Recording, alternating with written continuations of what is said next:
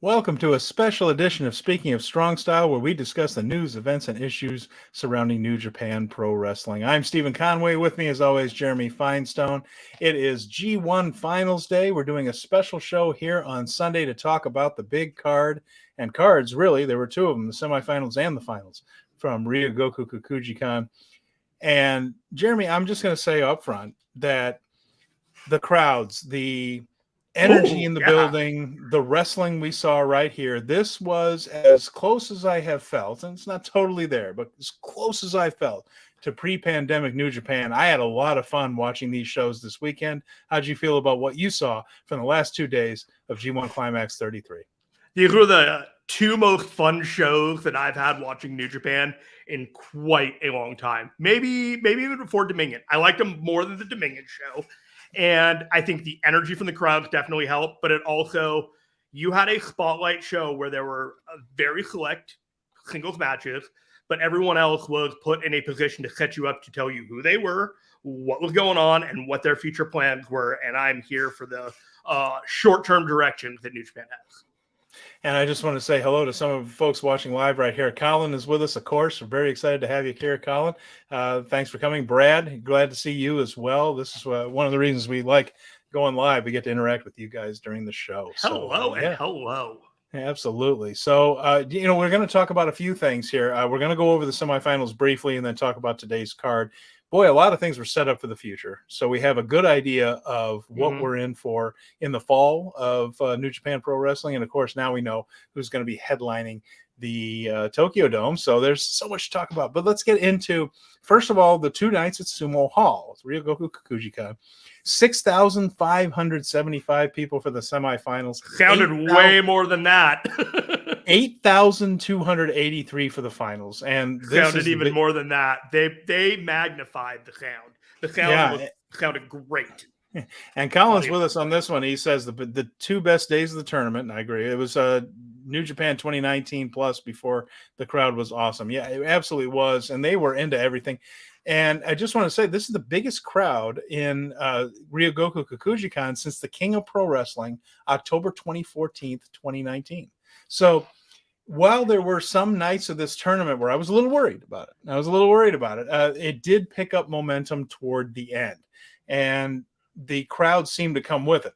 We're going to talk a little bit later about, what is also interesting about that crowd? Yes, because the walk-up was really strong after SANADA got eliminated. Ouch! No, there was not a coincidence. I honestly don't think that's a coincidence. Based off of what I'm about to say, I think you're onto something. That crowd was hot for Naito, Okada, Hiroshi Tenzan, Tanahashi. This was a very old school, traditional New Japan crowd that had old favorites, and they were locked in on them. And the reaction Tenzan got on both nights, I think everybody watching, everybody in the arena, including Charlton and Kelly, were just like, okay, he is my favorite. And Brad mentions that while I enjoy the whole G1, these 2 shows were absolutely incredible, and today had some huge surprises. They really did. They threw some interesting curveballs at us, and we'll be talking about all those here. But it was a show that had great wrestling. Some of these tags, Jeremy, were really fantastic today. Yeah. The guys felt the energy from this crowd, and the fact that they were vocal right away from the very beginning, it really did feel a little bit pre-pandemic-y. And by the way, I mentioned biggest crowd since King of Pro Wrestling, October 24th, 2019. Just to give you an idea, that show was just over 9,000. This one was just over 8,000. So that one drew 1,000 more before the pandemic. So this was a strong turnout today. Let me show you how loaded the King of Pro Wrestling show was from October 2019. Ospreay defended the junior heavyweight title against El Phantasmo. Okada defended the world heavyweight title against SANADA. Kota Ibushi, I don't know why I had trouble saying that name. Kota Ibushi won a #1 contenders match to face the winner of that Okada SANADA match. Lance Archer defeated Juice Robinson for the U.S. title, and it was the special match, if you remember, for the retirement tour of Jushin Thunder Liger, where he faced and lost to Minoru Suzuki, and afterwards Minoru Suzuki did that deep kneeling bow to Jushin Liger in the Ryogoku Kikuji-kan ring. So a loaded show. Cannot believe how long ago that was. Yeah, I know. It feels like almost 4 years, but it feels like a lifetime in some ways right there. So, with those crowds, who I lived vicariously through when I was watching the show was Eddie Kingston. When he came out on the semifinals, and it was the first big show that he had been to after doing probably 20 night tours, including the Strong tours at the beginning of July. This was like, he walked out and he was like, whoa. And you could see it on his face when he came out, and he was in the ring, and it felt great. It felt like everyone felt the magic in New Japan, like kind of coalescing in one night. And that's a big moment to check out in the semifinals. We talked a little bit on Thursday about Eddie Kingston having met Toshiaki Kawada and his all-time hero, and a neat video they did and put on New Japan World. It was interesting because in that video, he said that as a guy that grew up watching All Japan in the 90s, his big dream is to work at Budokan Hall. And the driver was talking to him, the producer and things, mentioned, well, New Japan is more Sumo Hall, and All Japan was Budokan Hall. That was their big thing. And he says, yeah, all the kids want to go to the Tokyo Dome. I want to go to Budokan Hall. There was a little bit of recognition in him as he walked out, especially today, looking around that building, was like, ooh, boy, this Sumo Hall thing's real too. It's not just Budokan, but you got the idea. And of course, they put him in a match today where he was with just tons of legends. So again, Eddie's living his best life in Japan. Fun. Yeah, might take a military maneuver to get him on the plane coming home. And again, I mentioned how much I mentioned sequence, that was great. I mentioned how much I relate to Eddie Kingston all the time, just because I lived this when I went to New Japan. Of course, I'm not a wrestler, but I went to all these landmarks and all these famous places that are associated with wrestling, and I was just a goofy little kid, and I see Eddie's smile on his face in these videos here, and I asked my girlfriend, I said, is that what I look like when I was at Tsudokan? Is that what I look like when I went to Korakuen Hall? And she said, oh yeah, you look just like that, just this stupid face. Moment. Let's hear some Eddie Kingston love before we move on, because it's worth it. Colin says, I wish Eddie could stay in New Japan. He's fantastic fit for him. Boy, howdy, isn't it? He fits in with those bruisers. And he's right in there with Makabe and Ishii and even Goto and things. He's fits that style wonderfully. And Brad mentions Eddie's face taking the machine gun chops from Kojima today. You can see how he loved every second of it. It's true. He almost had a smile on his face when taking chops from Kojima, because he was like, I can't believe I get to do this. So there's a little of Eddie in all of us in there. So Colin mentioned how good Eddie looked at being in New Japan. He should stay. How confident do you feel that they will keep the iron hot with Eddie Kingston in AEW after this run in G1? Oh, I think it's helped him. I think this is nothing but good news for him. I think he's going to be back in New Japan. I think he's going to be working some of these strong shows. I'm going to that show in Las Vegas in October. I've got my ticket, and I am hoping that Eddie's on that show. I hope he continues the association with both companies, because he really meshes well with each. I don't think he probably won't be working on Collision that night. Probably not be working Collision that night. But yeah, I thought that he was. I thought that was a strong thing for him. And again, he's the strong champion. He has a challenger set up now. We know that, and we'll talk about it in a bit. And it's a good challenger for him. It's somebody he can have a really good match with. I think nothing but the future's very bright for him in both companies, because he's going to come back. He's got a ready-made feud with Claudio, with Wheeler Yuta, and all the guys from Blackpool Combat Club for trying to injure him before the G1 in storyline. And that's made already. He's already over in AEW. He's gotten over in New Japan. I think we're going to see him a lot in both companies, and I'm here for it. There is a small fear that I have that he will be treated more like a Willow Nightingale, as they will have cred, but that will be used as a stepping stone for other stars. And I disagree with that approach, and I hope that is not the case.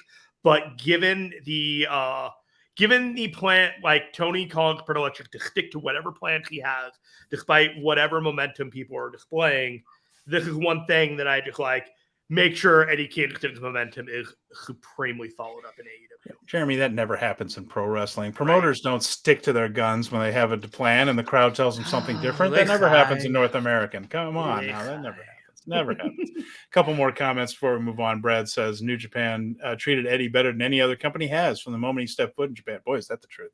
I love that for him so much. Me too. Just a guy that's earned it, the guy that's just been good for a long time, and he's getting a stage at 41 years old. Pretty cool to hear. And Colin says if Tony Khan doesn't do something meaningful with Eddie, then he's as dumb as I think he is. So, Wow. Throwing haymakers on a Sunday. Yeah, I go back and forth on whether Tony's smart. So I understand.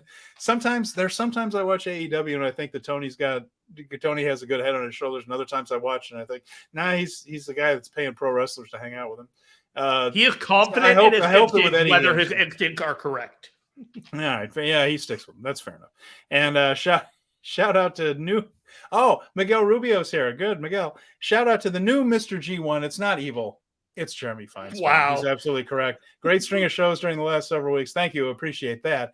And yes, not that Jeremy isn't dialed in or anything, but he won the contest, didn't you? I haven't heard for sure. And I'm looking right now and they haven't updated it, but I don't see how I could have been beaten given the one person that picked the draw on the final night being me.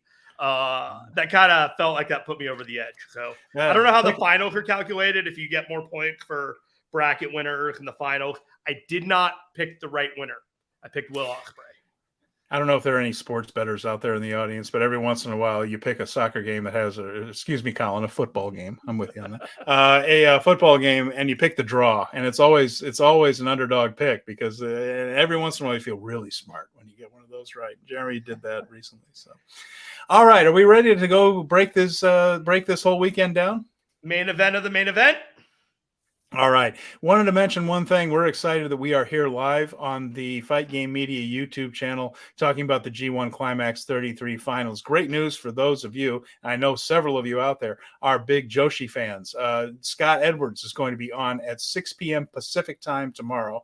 And that's 9 p.m. Pacific time. On Monday, talking about the Stardom show from today. We had Power Bombshells earlier on, and so there's just live show after live show on a big weekend. If you're a fan of Japanese professional wrestling, you know what a big weekend this was. There was a Julia title defense. There was a red belt title defense. There was a lot of things going on this weekend, a lot of good wrestling. And we've got it covered for you here on Fight Game Media Network. So make sure you check out Power Bombshells, terrific show that's on noon every Sunday, Eastern time. And then Scott Edwards coming on tomorrow to talk about Stardom. I'm going to be tuning into that to hear all about it. They're in the middle of their G1, the 5-star Grand Prix with great wrestling. So stick with us, Fight Game Media, on the live YouTube stuff. If it's a big event, we've got it covered here. So, Stephen Conway, did you just do a plug for the network? I did a plug for the network. Are you proud of me? You never do the plug for the network. Oh my goodness, that was fantastic. You covered all the bases. You handled the business. My man, I'm so proud of you. And Colin says I'm allowed to call it soccer because I'm American. So thank you, Colin. I appreciate that. It's difficult to keep focused on that when you've got American football rolling around. It's almost season for NFL season. So I'm more excited about Premier League season starting up. So my guys had a draw with Chelsea on the road. So we picked up a road point. Nothing wrong with that. All right. Steven, we cannot go to the 15-minute mark without talking about the main event. So let's get to it, my man. We went to the semifinals. I wanted to mention this because, of course, the finals, Kazuchika Okada, Tetsuya Naito, one of the biggest matches in all of wrestling, let alone in New Japan Pro Wrestling, two of the most popular, two of the most famous, two of the most successful. And they brought it down to those two men to finish off the G1 Climax 33. But how we got there was interesting in and of itself. We're not going to break down every match of the semifinals. We just don't have time. But we do want to talk about the two tournament matches there. There were a bunch of interesting preview tags. Again, I think the crowd at Ryogoku really brought out the best in guys who showed a little more energy in what would normally be preview tags, although there were angles.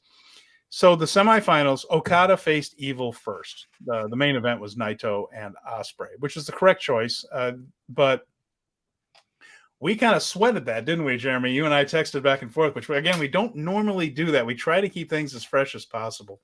But we talked a little about Okada and Evil being the semifinal, and we thought, oh, crap, they're not going to do that one last because they don't want to send the crowd home pissed off. Is Evil actually going to win this? And instead, they went a different direction, thankfully. But he was an excellent person to tease you with, and they built it well. So by the time they got to that match, Evil's credibility had been built to such a point where he felt like a legitimate threat to defeating Okada in his run. Especially because he had the entire House of Torture out there. Like I had in my notes here, the whole fan family's out there to try to help him for this thing. And of course, the story is that Okada is the final boss of professional wrestling. He's just too strong for all of this, too strong for the House of Torture shenanigans. And in this match, there was a ref bump, of course. There was Dick Togo, of course. Sho, Yujiro Takahashi. Kazuchika Okada is too much for all of them. He ran them all off. Ended up hitting Evil with a Cobra Flosion and a Rainmaker in 18 minutes and 8 seconds. This was a pretty good match for an Evil match, considering, again, I understand that the wrestler within that Evil character, Watanabe, is a talented guy. My issue is, of course, like the House of Torture kind of weighs him down. Going to talk a little bit about the House of Torture when we get to the finals, because there's some important points to be made about that group and that gimmick and everything here. But as it is, it's not my personal cup of tea. And I know that Watanabe is a better wrestler than this. We saw a lot of wrestling in this, and we saw a good match here. But it was a big sigh of relief from both the fans and me that we weren't going to have to see the full-on babyface heel dynamic. Instead, we were going to get a really, really great match. Okada versus Ospreay, Okada versus Naito. Either version of that is better than the House of Torture Evil with either of these guys. So I was very happy when Okada got the win. I knew I was going to get a better match in the finals. So I was on the Discord and I used a comic book analogy to describe this match and why I liked it so much. And it wasn't really correct. And I finally came to the right one. There is a Captain America Steve Rogers aspect to Okada as Captain New Japan Pro Wrestling. And this, I can do this all day. And you can imagine just Evil being a squad of goons, and it's just like, okay, you might have a moment on me, but I got this. But not only that, the reason I really like this match is because after all this time, where you have Kazuchika Okada being this salty, badass veteran, just taking his rage out on whoever is in his path, all of a sudden the House of Torture were in his path. And I was here for it. This wasn't the House of Torture against Okada. This was Okada versus the House of Torture. And they didn't stand a chance against him when it finally came through. And it was so simple. It felt like by the end of him just taking everybody out, took out the trash, defeated Evil, get up, I'll see you tomorrow. That was the Okada that I love. And that is the Okada that we have earned it if you've been watching it consistently, because you see bits and pieces of the big shows. But now that you've seen it piece by piece by piece by piece, and then you saw it in this like, oh, okay, we're in for a show here. It wasn't the greatest match, but there was a lot of fan service if you've been watching for a long time. There's something very satisfying about somebody who's a little bit heelish turning that on somebody the crowd doesn't like. And we saw it with one of the reasons the Road Warriors became such good guys, one of the reasons the Undertaker, the reason Steve Austin became such great baby faces, is because finally that underhanded mean bastard is on our side, and he's beating up the people we don't like. So yeah, the salty, angry Okada just saying, enough of this House of Torture bullshit. I'm gonna just knock these guys. I'm gonna mow you down, and I'm gonna tattoo my name on your ass. Very satisfying. Very satisfying. Colin is glad that Evil lost. So are we.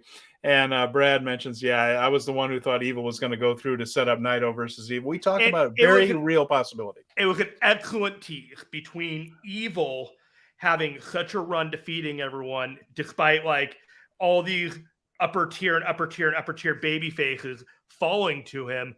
You thought, if it ends up being Okada and then it's Naito and Evil to face for the right to face Shingo, or not Shingo, SANADA. All that subtext, and it's like this whole legacy and lore, and it's just like, it's there to tease you to say like, hey, it's a really real and viable thing that I might, as Ghetto, tell you that's going to be happening. Yeah, and he's glad that Okada took back care of business also. So with that, we went into the final knowing that we were going to get an incredible match in the final match the next day. Naito and Ospreay. So this match, the finish of it, scared the living hell out of me. I'm wondering if you saw the same thing I did. the crowd was hot for this from the start. So this is another one where the crowd was vocal from the very beginning. You don't always get that, even post-pandemic. We've talked about how quiet some of these crowds have been, but this one was really going crazy. And they were yelling each guy's names, and it felt a little bit more like a pre-pandemic crowd. Naito worked the neck a lot. That was a little bit of foreshadowing. There was a neck breaker on the apron, and then one to the floor that looked vicious, where Ospreay's ass was still on the apron.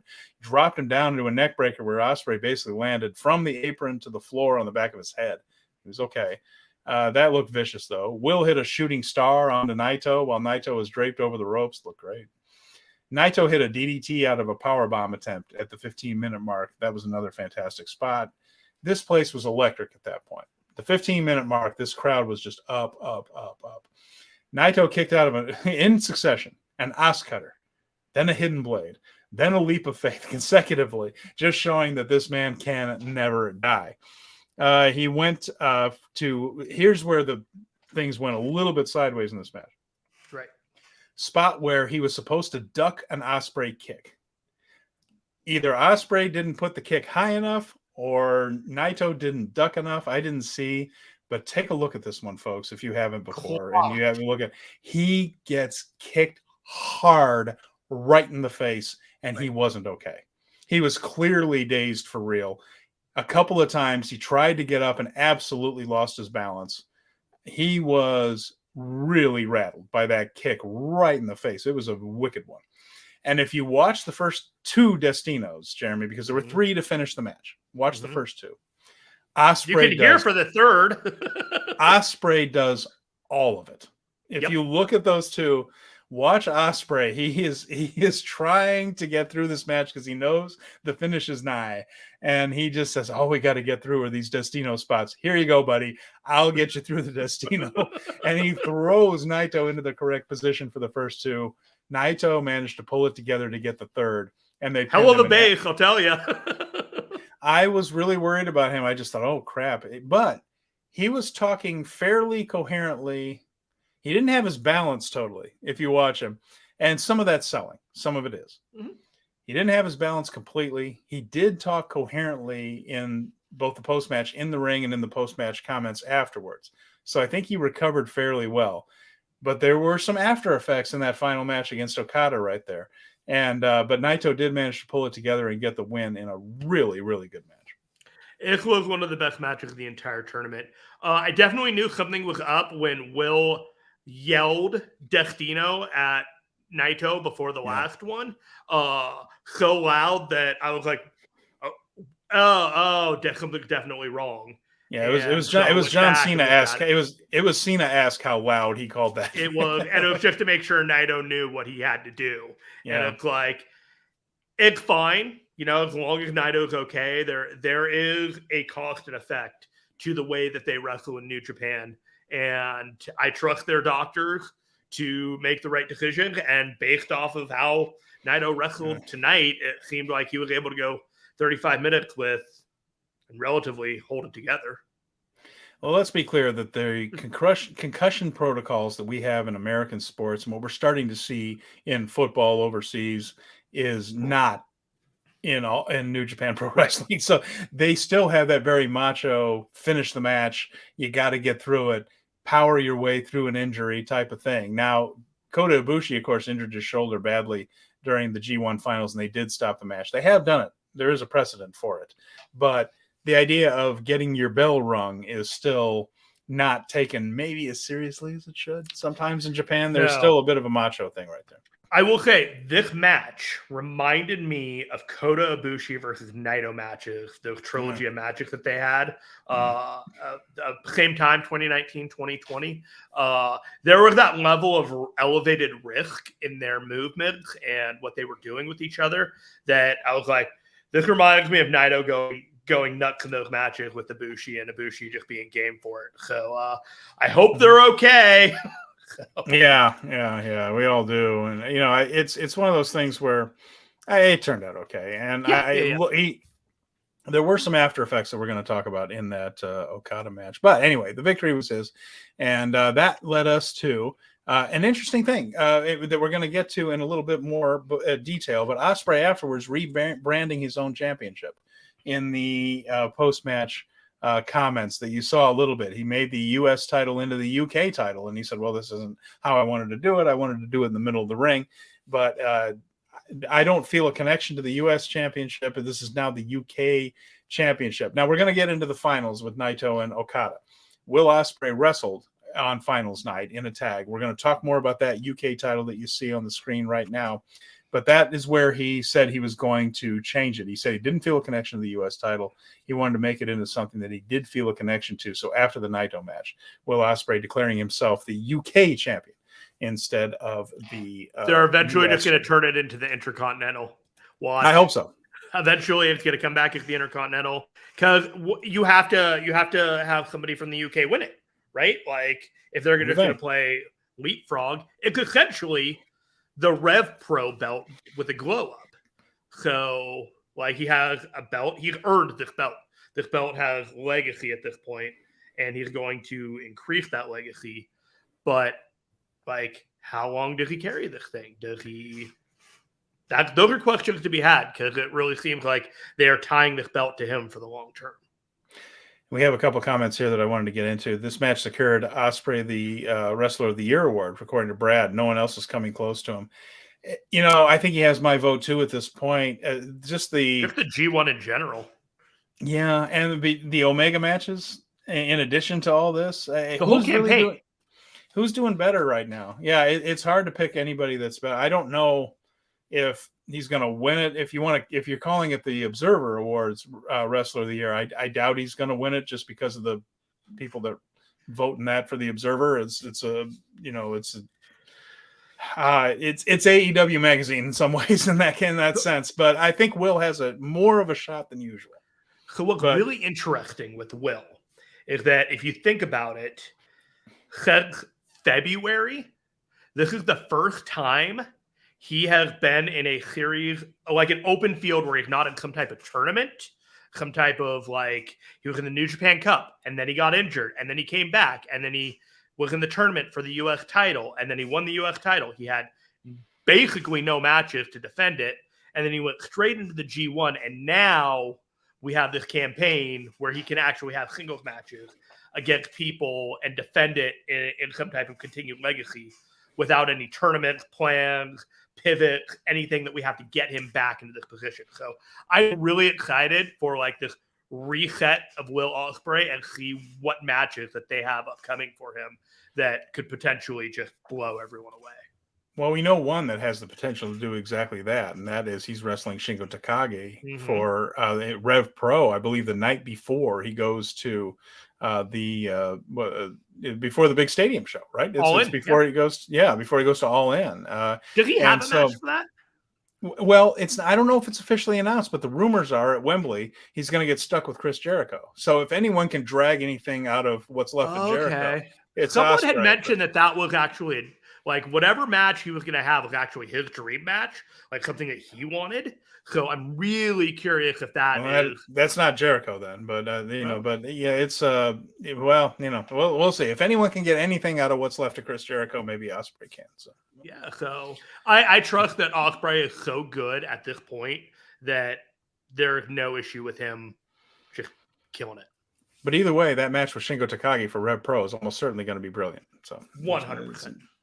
Now we move on to finals night. Now, like I said, a bit bigger crowd, and the way they did the bigger crowd was interesting. For finals night, Sumo Hall has those boxes on the floor where you sit on the floor. At Sumo Hall, you sit on cushions on the floor. Well, they don't give you cushions anymore because in New Japan they started throwing them in celebration of a great match, and they took them away from you. You're not allowed to do that anymore. But you sit on the floor. They aren't. If you notice the lower arena. It's not true in the upper arena. I've sat in the upper arena up there. There's regular chairs. Down below, you sit in these little boxes, cross-legged on the floor. Crisscross applesauce type of thing. And they allowed 2 people per box for the semifinals. Allowed 4 people per box for the finals. So we got a couple thousand more people in there for that, and they were loud. And this was a very fun crowd from the very beginning. We're going to take this card back to front and talk about the biggest match first. Kazuchika Okada and Tetsuya Naito. And of course, it's the G1. You got to bring out Masahiro Chono. And they did. He was on commentary with the usual guys, Milano Collection AT, Hiroshi Tanahashi was a guest, the regular play-by-play guy. And Colin says, when Chono came out, I thought, oh no, Okada's winning his third G1 in a row. The reason being, of course, no one's ever done it. And Chono holds the record for the most G1s with 5. Okada had a chance to tie that record. Chono's almost, the good news is, Colin, you can rest assured, he's almost always there for the G1 finals. Chono almost always comes back for that. So it doesn't necessarily mean someone's there to break his record. Chono is almost always there for the finals. He's associated so heavily with the tournament. So Okada Naito. I mentioned the kick in the head, and I was worried about how Naito was going to do here because they also mentioned during the build-up, Chris Charlton and Kevin Kelly, that neither one of the guys did interviews before the match.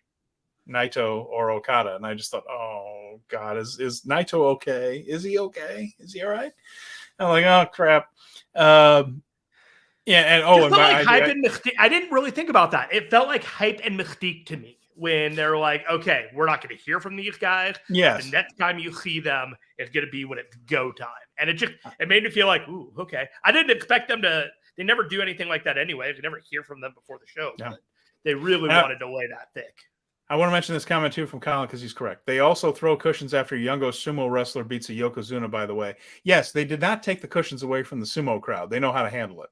The pro wrestling people scared them a little bit. There was a bit of an issue. And back then, the more rabid New Japan fans kind of frightened the crowd a little bit. But he's right. And actually, when I went to sumo there, someone did beat a Yokozuna, and I was ready to see all the cushions being thrown. But apparently, it wasn't enough of an upset to warrant the cushions, so I didn't get to see the cushions. But anyway, pardon me. But that is a fair point. I wanted to make sure that's clear that the sumo people still gets cushions. They can sit there. A lot of old people, they can't sit on the floor. It's not okay. But yeah, you would see some people. Jeremy, I'm serious. Some of the sumo crowd, like the rich sumo crowd that sit close to the ring, I think they were there for the very first sumo match. It's an older demographic there. Naito. And anyway, we had Naito. I mentioned the kick in the head. There were still some effects today, I thought, but he was gutting through it. The first 10 minutes of the match were almost all Kazuchika Okada. And it was a lot of Naito selling to the point of Okada going for a 1-foot cover at the 10-minute mark. The imposing of his will. I love this because two things. It was clear that the crowd was all about Naito. And there were certainly people that were holding up the Chaos scarves, some Okada, those money towels that they sell. Definitely had some fans. But it was a mostly Naito crowd. By doing that little arrogant 1-foot cover. A very loud crowd, too. But it made Okada into a subtle heel for the match. Like the classic champion. Subtle? No, I was, because he didn't cheat. He didn't do anything particularly nasty or underhanded to Naito. He just projected that, yeah, go ahead and root for this guy. Go ahead and root for that guy. It was a way of almost giving the He was arrogant. Permission. Yeah, to root for Naito. It was very smart. 10-minute mark there. So he kind of acknowledged that he was not the crowd favorite. I argue that because Okada knows Naito so well and whether he wants to admit it or not, has a deep respect for Naito, the way that he treated him should be taken way more as a slap in the face and a full out, I am the heel in this match rather than subtle or anything. I thought it was a direct explanation of boo me, cheer him. Yeah, at the very least, giving him permission to do so. Yeah, that's the way I thought of it. So Naito a couple of times was a little shaky, a little unsteady on his feet at times, but he gutted through this match. He worked the neck of Okada again, the same way he did with Ospreay, with hip tosses where he dropped the guy on his knee. He didn't just take the flat back bump on the hip toss, put his knee down there. There were neck breakers. The reason I got concerned about Naito is one time he did that neck breaker and missed. He had Okada and brought Okada down, and Okada missed his knee. He didn't bring Okada down onto his knee. I was like, oh my goodness, is he okay? Is he seeing double out there? It was very nervous. I was nervy during this one. They played it like Naito was out after the 20-minute mark when Okada hit a German suplex and the classic Okada dropkick. He just didn't move for a while. And we got Zombie Naito, where he beat the knockout count, but then he would take a forearm, and all he could do is spit at Okada. He couldn't even hit him back. And we got Naito as the zombie thing there, but they began to working up to big moves, and Naito rallied. He got Esperanza, Valencia. He hit the satellite DDT, a Hurricane Rana off the top. Okada was getting some things in the meantime here, but this is mostly Naito's rally. There was a long submission spot where he had Okada all tied up. He missed his corkscrew dive, though, and that was kind of a key moment there. And at the 30-minute mark, the crowd was just rabid, just screaming for everything they did. Landslide and a Rainmaker attempt, but Naito managed to escape it. There was an incredible, wonderful series of counters where they got the first Destino for a 2 count. A second Destino attempt ended up in a Cobra Flosion, which is a terrific looking move that Okada has been using as a setup. His Rainmaker attempt, though, ended up in a Destino. He whipped him in, but Naito managed to flip over his arm and drop him into the Destino. And then a third one to get the pinfall victory. And that was about as loud a noise as you're going to get in Ryogoku Kikuji-kan for pro wrestling. A feel-good story. Tetsuya Naito wins his third G1 championship. He will go to the Tokyo Dome. He gets the ribbon on the flag. And Jeremy, let's start with your overall thoughts on the match itself. I thought this was Naito and Okada at their very best. I thought this was absolutely wonderful. I was living and dying with every move. They had it set up, I thought, so that any move could be the last one. I was on the edge of my seat. The point where it went into overdrive for me was the about 20-minute mark, and Naito was on the top rope buckle, and he was kind of kneeling on it, and Okada did his drop kick from there and just sent Naito to the floor. And it was one of those that we got the classic 1 or 2 per match instant replay of it. And so they really wanted to tell you, like, oh, this is devastating. And it got me like, okay, I'm all in here. And it's like, I wanted Naito to win. I felt like they had made Okada enough of a threat with his legacy and his chase of the back-to-back-to-back that, like, LOL, Okada wins just like John Cena. So when you think it's going to be SANADA at the Tokyo Dome, it makes way more sense that Naito gets this look. And Steven, I don't know, were these 2 matches the best Naito has looked on a main event match level in how long? Yeah, he does this every once in a while. I remember him going, to the final with the match with Ospreay last year in the semifinals, where he had a couple of great matches in a row. Mm-hmm. He can pull out these weekends, where he's as good as he ever was. And he's just so smart, and his timing is so great. We mentioned the timing the other day, that Naito just knows exactly when to do things. And that is as much of a part of wrestling as anything athletic.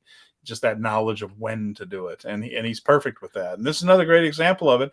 And we did say, I predicted that Ospreay was going to win this tournament. But we were all in on Ospreay. If there was a reason Ospreay didn't, it was because they knew that eventually, and we said this, that eventually they will have to do Naito and SANADA for all the marbles. And that's the direction they went in. I can't blame them for that. And Naito, the crowd response clearly was that he is still one of the very most popular guys in the entire company. He's going to headline the biggest show of the year. You can't argue with the logic on it. And I'm certainly, after watching these matches, not going to argue that he might be the best guy to get something out of a disappointing champion in SANADA. Somebody that might understand the timing, might be able to bring something out of SANADA, who has won the title and sleptwalked through most of his reign. So you need to get impressed. I can no longer just say, hey, he's the guy, give him a chance. He has had his chance, and we will get to that at one point. There's one more thing I want to ask you about this before. I think I'm good saying this was one of the best matches I've seen this year, and that is the campaign of Naito in this G1 going forward. Does it remind you in any way of the Hiroshi Tanahashi 2018 G1 run where he ended up facing Kenny Omega at the Tokyo Dome? Yeah. Yeah. A guy that you thought maybe his time has passed and maybe he's a guy that gets close but puts other people over, and instead you see that one last flash. The thing about Naito is he's so good at portraying that he's beat but and then comes back that different than Tanahashi. Like Naito's beat up, don't get me wrong, his body is beat up, not as bad as Tanahashi's, and I think he might have a little more time than Tanahashi does. I think that win over Omega at the Dome and that one was the Lifetime Achievement Award for Tanahashi, and I think that Naito has a little more left in the tank, not a ton more, but I think a little bit more. Yeah, I think that's probably right. I think Naito is a lot cannier with how he managed his body management than I think Tanahashi is more like, I'm a hero and I will give my body to New Japan because New Japan has been good to me, and that is the relationship that we have. That is like, nah. There are times where I can show you, not tell you, or hurt myself for you. T-shirt. Let's get to some comments here because we have some good ones. Brad says that Chono is still the coolest dude in the room. Yeah, he is. And he's looking a little rough, but damn, he's still cool. Really is. And, you know, the thing is, when he was in his prime in the mid-90s, the original Three Musketeers, and he was feuding with Muto and Shinya Hashimoto and things, he was back then, too. And he and Tenzan were kind of in the same faction sometimes. Like they were an alliance and things. And Chono would just come out in this full-length leather coat and the sunglasses, and he just looked like a badass. Like he was just like, I want to hang around with that guy. So he was terrific. Still has that kind of a cool cachet to him. And he says the match was absolutely incredible. When they made the 20-minute call, it felt like nothing had happened yet. How did 20 minutes pass? The pacing was otherworldly. They both know very much what they're doing with that, and they know again that it's the timing, isn't it? It's the timing. Venk and Bjorn, Okada's drop kicks are so good. Yeah, some of the best in the business. Colin says he is begging Naito to beat SANADA or Wrestle Kingdom. Boy, you and me both, buddy. I am. I think we still have a few more months of SANADA we have to deal with as champion before we can get the belt off of him. But I'm hoping that we finally get the roll call, isn't it? That's the point that they've been pushing the whole time, because the last time Naito won the main event at Wrestle Kingdom, Kenta attacked him before he could do the full LIJ roll call. I think the people, they have effectively built that up to now the people want to hear that. They want to hear all the names for LIJ and do the Nosotros Los Ingobernables de Japón. Brad says, Tanahashi's the ace, Okada is the GOAT. Ospreay is the current best in the world. Naito will forever be the most popular. Hard to argue. I mean, that's perfectly said. Yeah. I mean, we had our conversation. Who's the biggest babyface in New Japan right now? And... I think it's Naito. Well, I know. Yeah. No, it just is. It just feels like he's so fascinating, too, because, of course, we talked about it. He's won this tournament before, twice. And the first time in 2012, the people weren't ready for him as the winner. And they voted for a different match for the main event. You know, they didn't want Okada and Naito as the Wrestle Kingdom main event. Which seems crazy now, but he had to go away for a while. He had to reinvent himself. He had to be the heel for a while that everyone was annoyed with because he took for friggin' ever to get his clothes off in the ring, and his entrance was endless. Now they all love all of those things about him. It's funny how that pendulum, the further that pendulum swings toward heel, it goes just as far toward babyface if it's done correctly. And right now Naito is certainly the most popular guy. Still sells a lot of merch too, although a lot of people are selling merch with New Japan. He's doing a lot. And Colin mentions here, I'd actually be happy if SANADA didn't make Wrestle Kingdom if he lost the title beforehand. Yeah, I get it. I do. I'm not impressed with SANADA either. I think the story they're trying to tell is Naito overcoming the guy that ditched him, basically. And just like they did with EVIL, he has to take it back. It's interesting because when SANADA left LIJ, it was the other members who seemed to take it more personally than Naito did. I'm talking about in character. Hiromu was pissed and challenged him right away. Shingo was pissed. Naito really didn't say a whole lot about it. He laid back. He waited. And the tranquilo, right? That's part of the character and things. I think we're going to find out that Naito in character was a little more upset about it than he let on at the time. So I've thought about this a bit, and I've thought about the long term. There was going to be no other window to put SANADA in a position to give him a belt and put him into a higher tier of veteran Japanese wrestlers that are probably going to be around for a very long time. So if you didn't do it now, he was perpetually going to be looked at as someone who was a lesser threat to a title run in the future because he never had it before. Now that he's established as someone at that level, even higher than Evil was, and they use him as a cudgel sometimes to threaten, like, oh, hey, this guy could really get the belt right now. That's what they've done with SANADA, and I think for the greater good, I don't consider him a transitional champion, but I think this potentially 9-month run was what was best for Japanese pro wrestling in the long term. Well, we'll take a look, and we'll see how that goes at the end. I'm a little less sold on him. I wasn't from the very beginning. I wasn't sure he was the right call, but we'll go into some of that. Just a long-term play is all I'm saying. Is that, like, if you look at it like that way, that if you picked him to do this run and seeing his viability in the long term, he was a great choice, even if it leaves fans cold in the moment. All right, Colin says to put him in the KOPW match. There you go. Well, we have a thought. We have some idea of where that's going to go, don't we? Because we have a whole card before this that was really exciting, a fun show. So let's go into that. We're going to go backwards. We're going to start at the top of the card, which we already did with the main event and the finals. But then we're going to talk about the next one, which was the Just 5 Guys contingent, for the Just 5 Guys anyway. Taka had the night off after being on the night before. And they faced the House of Torture crew. And again, you know, SANADA, world heavyweight champion, still sleepwalking through these matches. And House of Torture, I really hate that I'm going to say this. God, I hate that I'm about to say what I'm about to say. Oh, man. It's hard, man. Just do it. Rip the Band-Aid off. It's starting to work. It's like the heat is different than it was at the beginning, because now that the stakes are high, I think that's the key. Now that the stakes are high, they're talking about G1 victories. They're talking about world heavyweight championship matches. All of a sudden, the House of Torture are getting, instead of that, this is annoying heat, which they did get for a while. I insist for a while that House of Torture was getting that, oh, God, we got to put up with this heat from the crowd. Instead, it's turning into heel heat. And it breaks my heart, but I understand. I get it, I guess. But here's what I'm going to say. I think a lot of credit goes to Evil for reestablishing the faction as viable, because the lack of Yujiro and the lack of Show until today, and then Show showed up and had some, let's say, potency against someone else on the roster. It felt fresh again because they had been gone for so long. And then, you know, we had in this match, there was a ref bump. There were a lot of weapons. And we won't go into all that kind of stuff. But in the end, Show managed to hit the shock arrow on Taichi and pin Taichi.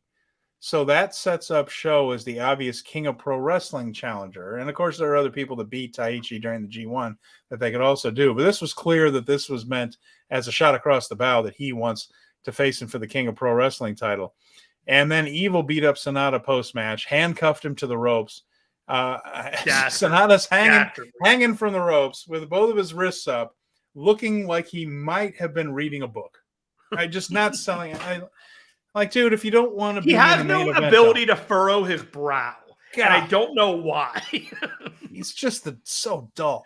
And he's so good athletically, and he's such a good-looking guy, but there is a black hole of charisma that gets sucked into him, and it just vanishes from this realm into another dimension. It's like there's less charisma in the room when he's in it. He's just not a championship-level guy. The people say that is he overrated? Is he underrated? I think he was rated. He was an upper mid-card guy that could have good matches. He was rated correctly. He's not a world championship guy. But I think we're stuck with him for a few more months. House of Torture and Evil hit their peak last night in the semifinal show.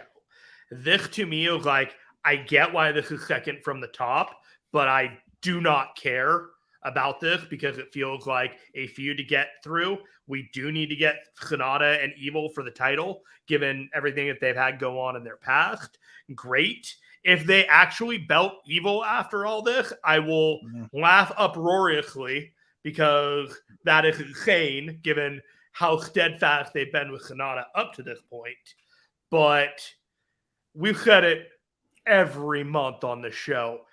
All bets are off this year with New Japan Pro Wrestling. Geto is willing to go fast and loose with some of these decisions of like who we're going to go with and how fast we're going to pull the trigger and the momentum and slow it down. Like you could see what he was doing in the long run of these younger, the Reiwa Three Musketeers and their plan. So I don't think Evil is going to get the title. I think this is just a feud to have. I think it's somebody that SANADA can beat to make him look as strong as possible. Yeah. You know, I think to make him look strong going into the Tokyo. But I do like want to say there's been a sense of booking is intentional, but the booking feels like all bets are off at some point. So the House of Torture, according to Coughlin, dealt with SANADA, and I was delighted. And so he was happy to see the beatdown. And then Venkin Bjorn mentions, anytime any podcast talk about House of Torture, it's not good. Okay. We're moving on. Well, no, I want to explain a little bit why. The issue for me is that none of these things are done well. I don't think the ref bumps look good. I don't think they're set up in a way that look organic.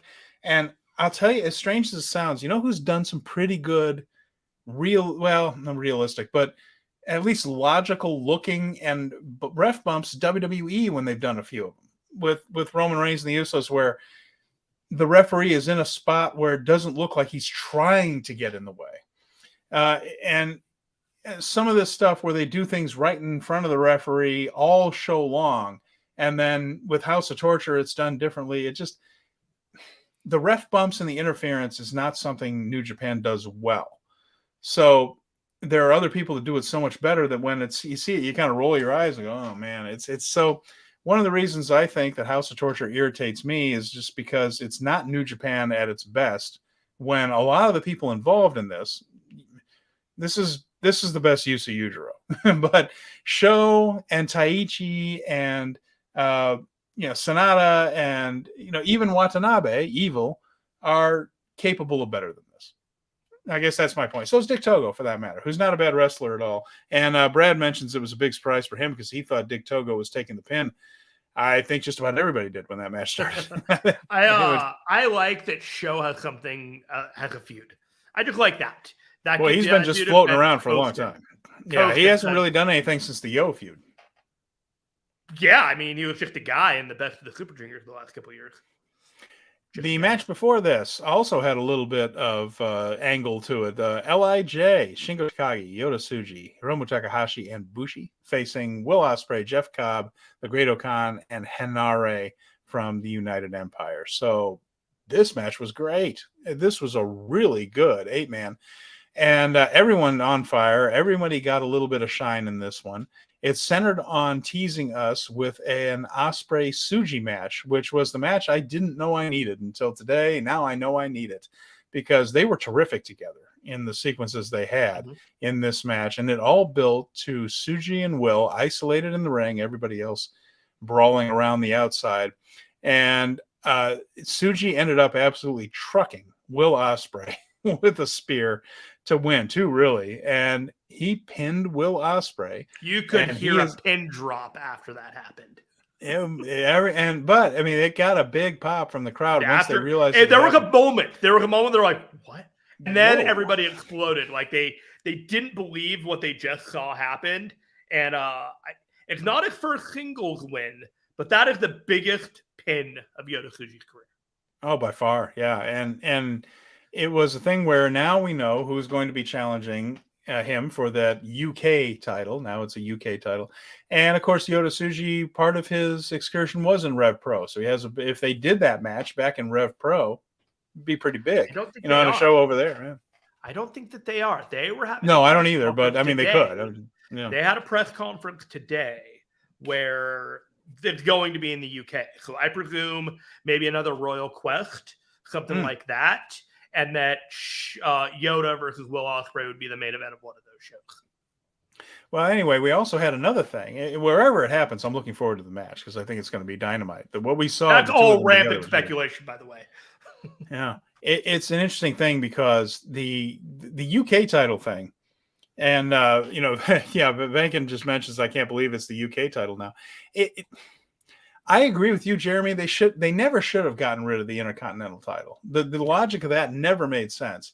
And the US title thing didn't really work because the strong title is defended in the US more than the US title was. If the US title would go on somebody and then vanish, like with Kenny Omega, because of the schedule, and Tony Khan rightfully didn't want to give up one of his biggest stars to go to Japan a lot. And it never really worked that there was a U.S. title there. They were going to defend it when they went to the U.S. Well, that's kind of what the strong title's for now.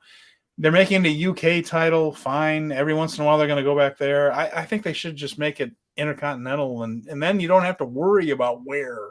The geography doesn't matter so much. It feels like I think that's this is always that's the eventual solution for all this. It's just how stubborn are they going to be before they get to it. But that title is it the second or third from the top in the company? I think never open weight these days gets a little bit more. I mean, Ospreay's a better wrestler than Finlay, absolutely. But as far as how the importance of the title being portrayed, I think never open weight is probably second now. Okay, don't you think? I mean, it was it's close. Defended more, but the matches have more prestige with US versus US-UK title.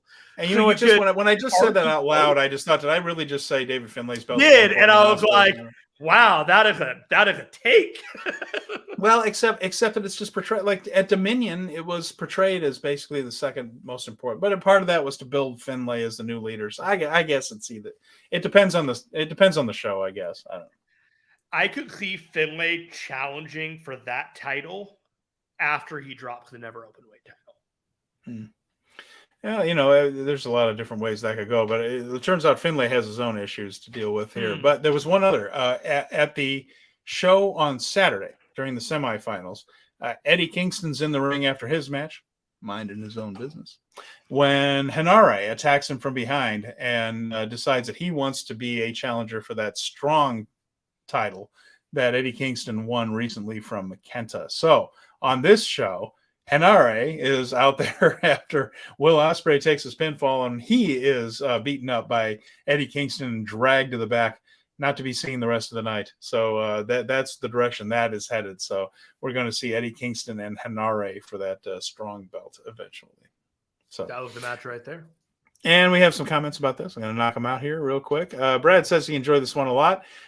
This might have been the bigger surprise. Bushi not taking the pin over Ospreay blew me away in the best way for the best reason. Yeah, usually Bushi would be the one that would take the fall in this one when you look at the lineup. Of course, they had ideas on shows like this. You got to set up the entire fall, really. So there were a lot to do. Venkin says, was Ospreay Omega not just before the main event last Wrestle Kingdom? Yeah, it was. Like I said, it depends on the show. Finlay hadn't really fully turned then, so it might have been more at Dominion. It might have been more about getting Finlay over than the never. I never said that. That's all Conway. I don't agree with that. And like I said, as soon as it was out of my mouth, I said, did I really just say David Finlay was higher up on the card than Will was? So but I do think that right now, the way it's positioned, the never open weight title is considered. You should definitely consider the never open weight title as a very viable reign right now. What is working with Finlay and that the War Dog is working for me, and I think it's working for a lot of people. And coming out of the G1, his stock went up, in my opinion. And Brad says, I'm so stoked for Eddie versus Henare. I think it's going to be good, too. I think it's going to be good. I do wonder where they do that. On AEW TV, at All In or All Out, one of the Destruction shows. Could do that. Could also just be at one of the NJPW Strong shows. There's a lot of options for that one because those Strong tapings where they do, a month's worth of TV at a time, those need a big main event. And so I think we might see it there. But it's a match that absolutely doesn't feel crazy for the Strong show. Yeah. Henare versus I would like Henare to rest up a little bit. I don't know, just get checked out. You're still worried about him getting dumped on his head. Oh my god, that dude was on a mission to prove he was tough. Yes. So the good news about that match, though, Brad, I think, is that with Eddie standing within AEW and New Japan, with Henare standing within New Japan and the Strong program, you have a lot of options. You can do that match just about anywhere, and it wouldn't look out of place and be entertaining. And I'm sure that Eddie would be more than happy to hop on a plane back to Japan. I think he's having the time of his life. So yeah, good stuff. All right, let's move on to the next one. We had Bullet Club, and that would be the former Bullet Club team: Tama Tonga, Tongaloa, Hikuleo, El Phantasmo, and Jado. So those are all ex Bullet Club folks against the current ones, which are the War Dog group: David Finlay, Gabe Kidd, Alex Coughlin, Chase Owens, and Kenta. And this one went 11 minutes and 3 seconds. It was pretty good. It was fine. In the end, Tongaloa ended up beating Chase with a roll-up. The most important part of this is that the Bullet Club, for the second night in a row, attacked after the match, but this time they were turned away. And it was very clear toward the end, because he was holding up the belts at the end because they had won the fight with Bullet Club. Tama Tonga wants another shot at that never openweight title with Finlay. He wants revenge for what happened to him at Dominion. And then you saw the group of Hikuleo and El Phantasmo taking Tongaloa out of the equation for the moment. And they seem to want to challenge for those strong tag team titles. And judging from the reaction of my partner here, Jeremy, you're all in on this. You're fine with this. 10 seconds before it happened, I'm like, ooh, do Hikuleo and ELP versus Coughlin and Kidd. That would be cool. And then it happened 10 seconds later, like, yes. And I didn't know I wanted it until that moment. And so I don't know what it was about what Hikuleo has done in this tournament, but putting him in a tag team with a capable wrestler who is not his brother is about the most exciting idea that they could use with Hikuleo. I don't know if they're going to win it. I think it's probably a one and done tag, but I definitely love the idea of those two in the World Tag League together. Well, we'll see how that turns out. That's interesting. Also, I do believe, by the way, that some combination of the Tongans and ELP, basically any combination of them, really going after the trios titles eventually, I think would be entertaining right there. That was my idea, was that the Tongans might be the ones to take the titles off the never 6-man titles, but when some of them did not win their matches against the champions, I was like, maybe that's not the direction. Up next, we had something that was a bit of a farewell and a bit of something that's leading to things further on. TMDK, the Mighty Don't Kneel, Zack Sabre Jr., Mike Nichols, Shane Haste, and Kosei Fujita, facing the combination of Hantai Chaos group of Goto and YOSHI-HASHI, Ryusuke Taguchi, and in this case, Bolton Oleg in there with them. And this was very, very interesting. And it was Fujita's farewell before he goes off on excursion to Australia and the UK. He'll be teaming with Robbie Eagles as part of TMDK there in Australia, and doing other things, of course, over the course of probably a year or two before he returns to Japan full time. The first of his generation to go on excursion. Ryohei Oiwa may be headed to Noah, which we'll get to a little bit later. But first of his excursion to go off on excursion of that generation.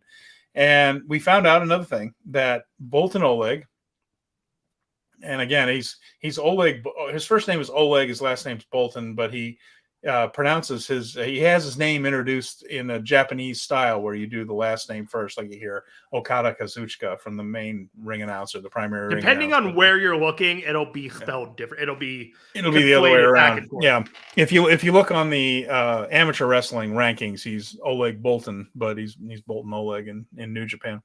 So we're going to call him that. But so Bolton, turns out, he is the first young lion to run the table in a gauntlet match in the dark match. So he defeated Oiwa, he defeated Nakashima, and he ended up winning what did they say it was? 200,000 yen worth of yakiniku meat. So that's like $1,700. And if you've ever had yakiniku, do you think that's legit, or is that just like? I hope for his sake it is, because yakiniku is so good. It's so delicious. But he apparently won all. That's about $1,700 worth of meat. That's a lot of meat. And but maybe more importantly, perhaps, he has won a shot at the television title held by Zack Sabre Jr. That's an intriguing challenge for both of them. for Bolton to have a match with Zach, and for Zach to do something with Bolton, in that 10-minute thing there. Bolton very green, but learning quickly and doing fairly well. So we'll see. We saw a little bit of a preview there. He worked with Zach a lot. And we saw similar to what we saw with Jeff Cobb, where Zach basically used him as a jungle gym, climbing around him and trying to put him into different submissions. And other than that, what we also saw was TMDK hitting the Tank Buster on YOSHI-HASHI and pinning him, thus setting up Shane Haste and Mikey Nichols as the next challengers for Bishamon for the NJPW Heavyweight Tag Team titles. I'm not going to complain about that. Nichols and Haste, one of the better tag teams out there. Bishamon's been great. Zach and Bolton will be interesting. And we unfortunately have to say farewell for now to the Ichiban Sweet Boy, Kosei Fujita, off on an excursion. What did you think about this? This was an 8-man match that set up a lot of things. The many, many irons in the fire, and I had no complaints about anything. Too bad for Ryusuke Taguchi. He has no dance partner after all is said and done. He is just back doing whatever he's going to be doing. Thank you for your service in this match. I do still think that they have plans to put Bolton Oleg as the heavy in some type of growing faction, and you cannot steer me from this. You can aim a gun in the direction and point a bullet where this guy could be going at some point. It's very subtle. I understand what you're saying right here. And Brad mentioned that Hikuleo's G1 started rough, but the last few shows he really picked it up. I like what he was doing a lot. The fans love him too, and he took over the Fale role, and that's better. Yeah, I think they do see him as kind of a babyface bad luck Fale type, as somebody that can beat anybody and be credible. I agree with you. And Brad also asked, was Nakashima the Lion that had that bad elbow injury? Yes, exactly right. There was a match, I think it was with Oiwa, a singles match at Korakuen Hall, and it was Nakashima's debut. And unfortunately, like 1 minute into the match, they were basically doing amateur wrestling on the mat to begin the match, and it dislocated his elbow. And that put him behind Oiwa and Fujita a little bit, not because of talent, but because he had to sit out several months with that injury. So yes, Nakashima probably going on excursion last out of that group, just because he is a little bit behind there. He had to sit out quite a while recovering from that dislocated elbow. So we have a clue that we're going to talk about in a little bit about Oiwa's excursion. They haven't announced it yet, but we have an idea of it. And then Nakashima is sticking around a little while, probably not quite ripe for that turn yet, although he's bulking up like crazy. If you notice, he's a lot bigger than he was. Getting to be a little beefy. Getting beefy. Next up, we had this one, which was the Eddie Kingston fun match. What did I call this one? He teams up with Hiroshi Tanahashi, Tomohiro Ishii, his favorite. Him hugging Ishii after the match on Saturday was one of my favorite moments. Just walked over and gave the guy a big hug, knowing that it would irritate the shit out of him. And teams with Yo to face Makabe, Tenzan, Kojima, and Tiger Mask. 9 minutes and 37 seconds. This was Eddie meeting his more legends. He did the chop exchange with Kojima. Yo ended up beating Tiger Mask to win it. This was mostly Eddie having fun on his last night of the tour. I was so happy for Eddie. If you want to just watch a guy living his best life in a match that means absolutely nothing, this is the match for you. That's basically like, it's fun to watch Eddie have the time of his life. And there's no other way to sell this match. It's not particularly good. It's not particularly memorable. If you watch Eddie come out and take a look at the audience, that is probably the biggest takeaway that you're going to have from this match, is that he is just like, I'm going to soak in every moment of this, and I am not going to let anyone take that away from me. And that was the entire vibe of the match. And Brad mentions here, TMDK is taking over the big-time foreign tag team from the departed Aussie Open. Not a bad replacement. Yeah, absolutely right. And then, of course, they did the match where they put over Aussie Open and basically said, you guys are the future. And then Aussie Open left for AEW. So not the future yet. The TMDK is still the present. Plans change now. Plans change. So TMDK ready to step in there. They're a really good Speaking of strong style. Speaking of strong style, we have this one, Yuji Nagata, Tomoaki Honma, Shota Umino and Master Wato against Suzuki, El Desperado, Ren Narita, and Yuto Nakashima. A lot of subtext in this one, Jeremy. what we had here was there's still some friction between Suzuki and Narita, where Suzuki is saying Narita's a little soft, wasn't impressed with his G1 performance. I feel like this is more Suzuki rallying him than about to turn on him. I don't sense that. This is coach shit. So he's been mentioning it a lot in the post-match interviews where this has been going on, and you can see it here when Umino and Narita were going at it. He's telling Narita to fire up. But let's start with this. This match began with a pull-apart brawl between Umino and Narita. And what I loved about this match, Jeremy, is they side by side put Narita and Umino as two guys who can't stop punching each other in the damn face. They are opposites. They just annoy one another. They irritate one another, and they can't stop fighting. And it is the perfect way to do this because on their teams are Yuji Nagata and Minoru Suzuki, who have the same relationship 20 years on in their careers. And you would see where Suzuki would be wrestling and Nagata is just standing on the apron, minding his own business.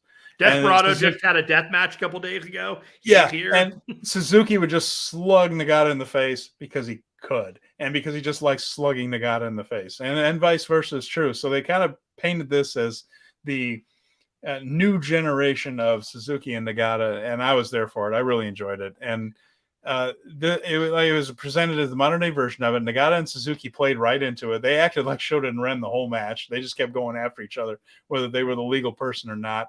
And you also saw Desperado and Wado face off an awful lot. So maybe a trios feud going here with these two teams? It could be. I really liked in the opening when Wado got in the way of Nagata's jump to the top rope to do a thing, and Nagata yells at him to move out of the way. You just see Wado go, "Oh shit! Oh, geez, gotta get out of the way." Sorry, boss. This match was punctuated by a hot start and a very hot finish. So you had the pull apart brawl between Ren and Shota. They just went at each other with a ferocity that I'm like, where was this in the G1 from both of these people? And that's the story we'll get back to. Oh, I don't know. Right. Not that level of intensity. The way that they went at each other in that match was that was fiercer than any of their real conflicts that they had. It felt real, and it just, I don't know. There was an intensity there that I think was deliberate that they pulled back on in the G1 to tell a greater story. With that said, I thought the ending where Shota and Ren were at their opposite corners for the tag, and you had Hanma and you had Nakashima trying to make the tag, and Hanma made his tag to Shota.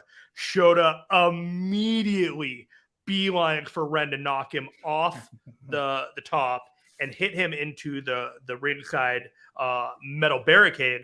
And then he immediately kills Nakashima with a Death Rider and gets a pin, just staring a hole through Ren Narita the whole time. And I was just like, this is fantastic. I love this so much. If you are interested in what the Three Musketeers are doing after the G1, I promise you their directions are hot.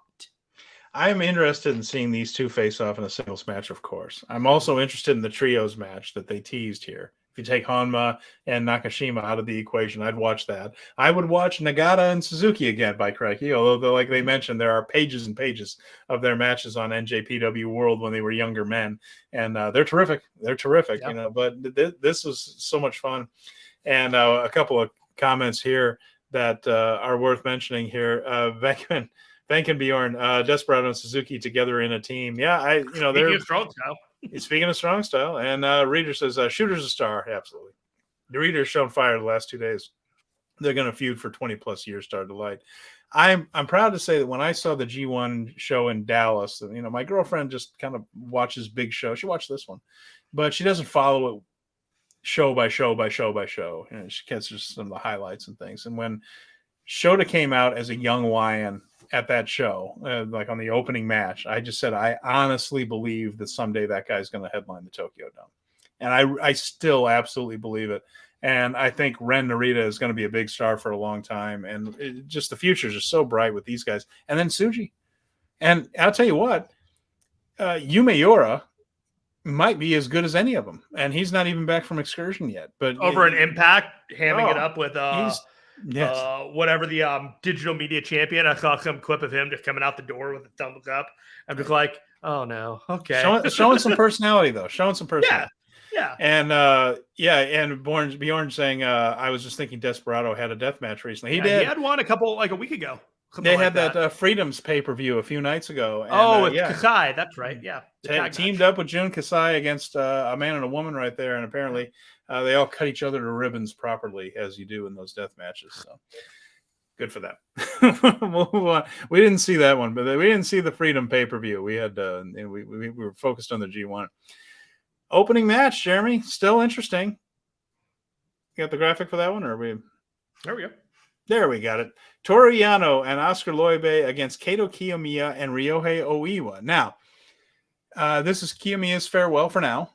He's headed back to Noah, but he seems to have bonded a little bit with his tag team partner over the last few days.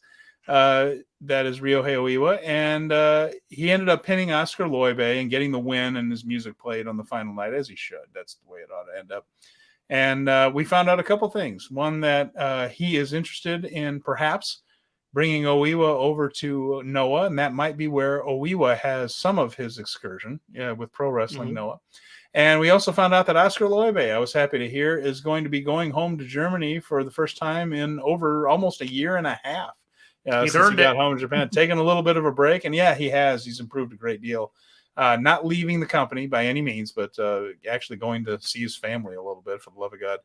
Happy for him. So, in the end, I thought the Kiyomiya did pretty well. I like his work. I enjoy watching him. I hope to see him more in New Japan.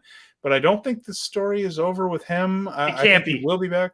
It can't be. This is such a fart if this is all that it was. I think it is, in fact, a long-term story. There is no instant gratification. He is climbing up and becoming a better wrestler in Japan by going through the trials of being in New Japan Pro Wrestling after conquering Noah. This is going to take a while, and now that I've made peace with it, I am fine just watching this take the pace that it should take rather than forcing it to happen the way that people are like, oh, it has to happen right now, or it's going to happen in this match, or it's going to happen this match. I don't know what the story is, but I know that I'm into the story. And Venkin Bjorn mentions lots of blood, and it looked like a war happened in that Jun Kasai match. Yeah, that's the way those things do tend to go. They tend to bleed a lot in those. And I guess, Desperado's having fun with that. He enjoys doing some of that. And okay. I mean, as long as he stays healthy and can still do great wrestling matches, strong style in New Japan, let the man have some fun here. And War Hero 99 says Suzuki will challenge Reigns. That would be intriguing. It could happen.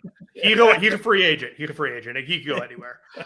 Stephen Conway, I got one very direct question for you when all is said and done. Let's hear it. Did you like this G1? Mostly, yes. I think it's a mild thumbs up for me on this one. Again, I do think that there were some people here, maybe more than we needed, and I do think it watered down some of the matches there. I think there have been G1s in the past where I really salivated over every single match. I don't think that happened this year. I think the great matches were a little bit fewer. There were fewer, and they were a little more spread out than I'm used to in a G1. But I did end up enjoying it, and especially these two nights here at Ryogoku Kakujikan, I thought were very, very strong shows. And I did have a lot of fun watching wrestling this weekend. So mild thumbs up for me, not a full thumbs up like some of the others. I made my peace with the fact that I knew it was a rebuild G1 and that we weren't to expect. Personally, I felt like I kind of knew what the goals and objectives of what this G1 were besides Naito winning it all, which I didn't see, but I did feel that Naito and SANADA was an eventual direction at the Tokyo Dome. So there was a lot of fat in a few of the brackets because there was, I believe, at least one bracket that needed to be that size that it was in order to tell the story. And I think that was the A bracket with Tsuji and Shota and Ren, and then having Kiyomiya in there as well. And it was important to have that. And if you couldn't have that, you needed to find a way to find an alternative. They didn't find an alternative, so you had these other brackets that were just a little mid-card heavy, is the best way to put it. And so you could tell in the D bracket and the B bracket who was going where. And there was just like, okay, like if you're even paying half attention, you could pretty much parse this. So the drama of that kind of felt absent. But knowing all that, I thought it was a solid B. You could argue like a B plus of a G1. It wasn't the greatest one that we've seen in the last couple of years. It doesn't compete with a lot of them, but there was a lot more positive than I felt negative in this thing. There were not really a whole lot of out and out stinkers that I would be like embarrassed to say, other than, Tangolo and Okada. Well, if you want to talk about stickers, how about some of Kenta's work in this one? But Brad said each show had a few matches I really like, so that's a win for me. He also says he's a big fan of Oiwa. He has the look of an 80s martial arts star. I think it's the mullet. Might be the mullet that's helping me out with that. But I do like him too. I think he's a talented dude. So Noah might be a good spot for him. I think sometimes getting a different style of wrestling, and I guess Noah has a different style than New Japan, but I mean like Lucha Libre, working more American style, can be beneficial, but there might be a good spot for him right there. And Colin mentions, I saw earlier, Umino versus Narita is the feud for the next 20 years. Yeah. I think that all signs are good toward that. Those two seem to have real strong chemistry together. So do we want to, we can go over the future? Do you want to go over some of your favorite matches? What do you think? I made an unscientific top 10 G1 matches that people can agree or disagree with. Yeah. And I'll throw them your way. And then after that, we'll talk about the potential feuds that we have coming up, and then we'll wrap this thing up because, we're not going to take up all your Sunday. No, let's do that. Here we go. I have Okada versus Zack Sabre Jr. on August 10th. That's in the 10. I got Ishii versus Kingston on July 26th. Yeah, that was a terrific bruisers match right there between two guys that just know how to work a brawl. It was the beginning of the shift in the tournament. There are pivot points where things just kind of take a turn, and those two nights, the 26th and the 27th, were definitely that in the tournament. Ren Narita versus Kaito Kiyomiya on August 5th. Let me ask you this. Is Ren Narita versus Shota Umino's 20-minute draw on there? No. Okay. That's the only one I would add. I would put that one in my top 10. I thought they had chemistry in that one. It's fair to say that this show today, it was a little bit stronger right there, but there were hints in that 20-minute draw that these two were going to have some good brawls. I really got a kick out of that one. It feels like why we had the draw is because we were going to have a feud right afterwards, and it makes you want to see who's going to win it even more. But I don't worry. This is completely unscientific. Sure. This is just me like, here's 10 matches, and we're going to talk about them. Yeah, go ahead.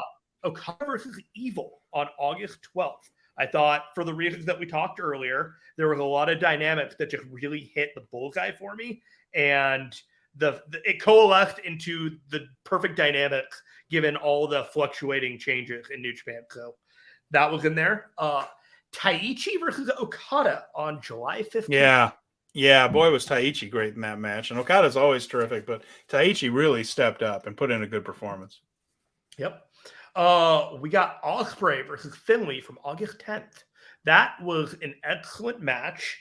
The opening where Finlay had his war dog waiting for him, and Ospreay came out, and then he pulled back with Okan and Cobb, and there was the bullshit shenanigans throughout it, but it just kind of worked because the history between Finlay and Ospreay is actually a little more potent than you'd think. Okay. Ospreay versus Naito from yesterday, August 12th. Yeah. Yep. Not much to say to that. Stuff. It's fantastic stuff. Okada versus Ospreay from July 27th. It was the Ospreay win. We've talked about it. There's not much to touch on for that one. ELP versus Ospreay from August 6th. I love that match. If there were a number, that would probably be in the 2 category for the show. And then I did put Okada versus Naito from the main event as the best match of this tournament.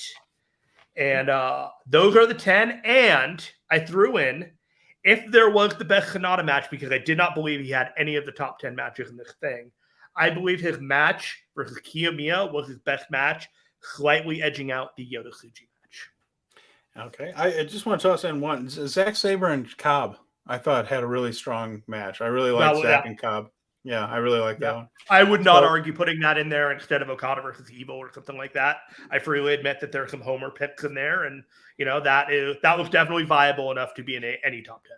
I don't think it's I don't think it's viable at all without at least 5 Yano matches and 2 Chase Owens matches. All right, War Hero says, War Hero says Balor and JDM will return to take back Bullet Club. Well, if you have some inside information on that, I think that would be the revelation of the year. I call that a bold prediction, my friend. Bold prediction. I would love someday to see Balor come back late in his. I mean, he should not leave WWE. He's doing great. They're pushing the shit out of him. Do not leave. As it stands right now, they seem to understand what they have with him. I'd love to see him back in the New Japan ring before he retires once, wouldn't you? Though, I mean, just against some of these newer generation guys, I think it'd be fabulous. Any opportunity for any wrestler to test the free market and make more money and get more exposure is something that I gladly welcome. If he wanted to make a run right after a solid WWE run and do kind of a victory lap, my God, that would be fantastic. I do kind of think that he's a bit of a lifer at WWE now. Yeah, and he should be. They're treating him well. He's in a good spot there. He the same thing with very hard to get to this point. Same thing with Kevin Owens. Like I'd love to see Kevin Owens against a lot of people that aren't in WWE as well. I would love to see those matches. You can't argue with Kevin Owens signing with WWE, the way they treat him, the way they position him, the way the guy's just he's making tons of money. He's in a good spot. So Finn, same way. But man, he missed Hiromu by only the what if is just so nice. I know it. And Colin mentions who teamed with Kiyomiya today. It's Oiwa. Yeah, and I do think Ryohei Oiwa. I think he might, and we mentioned he might be going over there for his excursion, perhaps not announced, but part of it maybe it feels like with the interaction with Noah that it seems a little too close to home. Maybe it's just part of the away terms, but he's going somewhere else. And then Brad says it's a great list, Jeremy. Hard to argue with most of those for your top 10. He mentions one other thing, though. I might put on Yano versus Naito for Naito. Oh, fantastic. I know people hated that bullshit. I was here for it. No, that was funny. It was funny that he took so long. It's because Yano plays it up so much that he's impatient with Naito. He does a good job of playing that, come on, hurry up. That when he took so long taunting Yano, that his music started over, he just said, oh crap, I got to run over. And he runs to the back, suddenly springing into action so that he can do his slow entrance again. That's good comedy right there. You know what I got to do, Steven? I got to congratulate you, and I'm going to congratulate me right now because I have listened to a few podcasts, and I have realized that not everyone covering the G1 has watched every match of the G1. And so it is a hard thing to do. And I hate doing it because by this point, I'm like, I'm so burnt. But we made it, and we killed it. And God damn it, I tip my cap to you, Stephen Conway. You worked your ass off. Thank you. I enjoy it. I have a good time. The only thing is now we have this Multiverse United show, and we're going to preview that on Thursday, by the way, on our regular show, the Multiverse United show, and the All-Star Junior Festival. When we come back Thursday at the same time, 4:30 Texas time. Out in the East, it's 5:30, West 2:30. We'll be back previewing those. Then we're kind of off until September, and a little. I mean, we may talk about the Rev Pro show. The All In will have some kind of New Japan there'll be stuff to talk about. There'll be adjacency, but it's just like this is kind of off season. You know, it's like we're going into like the real New Japan plans. I guess Kobe and Destruction in Kobe. Destruction is next. Yeah, the Destruction Tour, and then the big Kobe show. And I'm looking forward to that. I am looking forward to catching up on the 5-Star Grand Prix, which I am several days behind on now, just because these shows have been coming so fast and so furious. But I know that there has been some wonderful matches in the 5-Star Grand Prix. I'm looking forward to seeing that. I got a lot of AEW and WWE to catch up on too. Boy, my DVR is I am on for the dear only life. thing that I'm behind on is the latest episode of Collision. I don't know how this happened. I am caught up on everything in wrestling because Collision, because I don't watch Stardom. And you are the Stardom guy in our relationship here, and I cannot give you that ground. I can't take that from you, Steven. I'm too good at what I do to take another thing from you. Oh, listen to that. Listen to you. So yeah, we'll be doing that. Yeah. Speaking of Stardom, don't forget tomorrow night Scott Edwards is going to be talking about the big Stardom show today, right here on this YouTube feed, right there. So yeah, what's that list that Chris Sampson came up with, and that we kind of looked at of what we can look forward to and potential feuds for New Japan going forward? In case you are interested in New Japan, what you'll get with your New Japan World match, New Japan World, and the matches that will be offered within it. Let's go down the list. Let's do that. So we know that the World Heavyweight Champion SANADA will be facing EVIL at some point, probably at either Destruction, King of Pro Wrestling. Both those shows are coming. And then Tetsuya Naito will face whoever the IWGP World Heavyweight Champion is at Wrestle Kingdom this year. We also have Naito probably or most certainly defending that briefcase against Jeff Cobb, who beat him in the G1. So Cobb will have an opportunity to face Naito for the briefcase and the Wrestle Kingdom shot. I expect Naito to successfully defend that, but it is a possibility there that they have Cobb in that. So that is involves the briefcase and the World Heavyweight Championship. Never open weight. Looking like Tama Tonga is going to get a rematch after what happened at Dominion where he was carried out. He seems to be the primary challenger for David Finlay. Agreed? Mm-hmm. Okay. Yeah. No, sorry. I had a look on your face like I had said something I was wrong. checking something, and I was like, oh, he's running down this. I'm going to check this real quick. And then he got caught, I'm like, did I freeze? Uh-oh. No, I was just like, did I just make an ass out of myself? No, you're good. The UK title, I do that on my own. UK title, Will Ospreay. It looks like it's going to be Yota Tsuji, who just pinned Will, and seems interested in challenging for that UK title. I'm excited about that one. King of Pro Wrestling. Show just hit the shock arrow and pinned Taichi. He seems like the most likely challenger for King of Pro Wrestling. For the IWGP Heavyweight Tag Team title, looks like Bishamon will be facing TMDK, being Mikey Nichols and Shane Haste. For the Strong Tag Team title, looks like the War Dogs group will be facing Hikuleo and El Phantasmo at some point. And looking at the Strong Singles title, Eddie Kingston and Henare. The other one that we are fairly certain about for the TV title, Zack Sabre Jr. versus Bolton Oleg, who of course won the TV title shot through the gauntlet. That'll be an intriguing one. And then, we don't know about the junior title, Hiromu's title. It doesn't really have a challenger at the moment. Same with the trios title.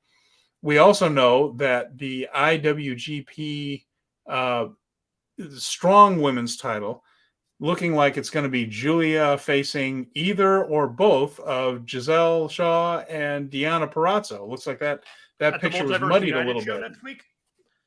Yeah, something like that in Philadelphia. And then, Mai Iwatani in the IWGP Women's title. That defense coming there. Big one today against Utami Hayashita. So, lots going on there, but we don't know much about those yet going into the future. Going down the list of title matches that were potentially introduced today and yesterday, is there any one of those that seemed that possibly a title switch?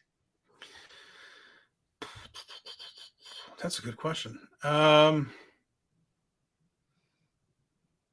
TMDK over Bishamon could be very possible. That's the one I kind of thought would be like, that could be a direction that they go to. It felt like they pivoted back to Bishamon around the time that they when they had to, because Oxy Open signed and they had to vacate the titles and the whole deal. So I kind of wondered if TMDK, this might be their tag time. They were a little too obnoxious during the G1 to fade back into obscurity. So just wondering about that. We're getting some word here, by the way. Julia Momokogo, Deonna Purrazzo, and Giselle Shaw in a fatal four-way, according to both Venkin, Bjorn, and Colin. So, okay. Well, our listeners coming to the rescue of our incompetence. I'm catching up, guys. I promise. But if that's the case, that's a hell of a match. She was great really in that tournament. Yeah, He's great in the yeah, tag Momo- too. During the strong. You know, Momo is low on the totem pole in her faction in Stardom, but she's not low on talent. She's a fabulous talent. It's just that she's in a faction that's absolutely loaded with Mayu Iwatani, Hazuki, Koguma. I mean, and Hanan is getting a push, so it's wins are hard to come by for Momo, but it's not because she isn't good. It's just because she's in a faction that's loaded with stars that are protected. All right, we got any more comments we need to file through real quick? I think that's it. Except Venkin says the best decision he made last year was watching Stardom. So the fact that some of these people are being incorporated into New Japan shows really adds nice flavor to these. Wrestling is supposed to be a variety show. There's supposed to be something in it for everybody, and I'm glad that we're getting to see talent like this on a New Japan stage as well. So that's just about all I had there. All right. Well, I want to thank everyone who stopped in. Me too. Talk, speaking of strong style, New Japan Pro Wrestling, the G1 finals. This was, as much as I make jokes, this was a incredibly gratifying experience this year to participate, to have live shows, to have tape shows. We had an opportunity to have Dave Meltzer on before we ever started this coverage of our G1 tournament, talking about the G1. There's just been a lot of people supporting us. The fans, people behind the scenes. We work really, really hard to give you this product that we do. And we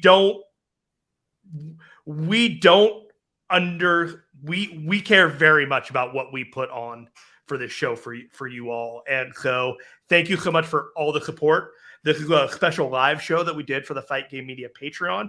We are usually back every Thursday talking news, reviews, theory, and general conversation about New Japan Pro Wrestling. Same time, 2:30 Pacific, 5:30 Eastern, 4:30 Texas time. We would love to have you here every week. Absolutely. And so for Jeremy Finestone, I'm Stephen Conway. Thanks again for giving your time to us here at Speaking of Strong Style. We'll be back Thursday. So we will see you and talk to you again very soon.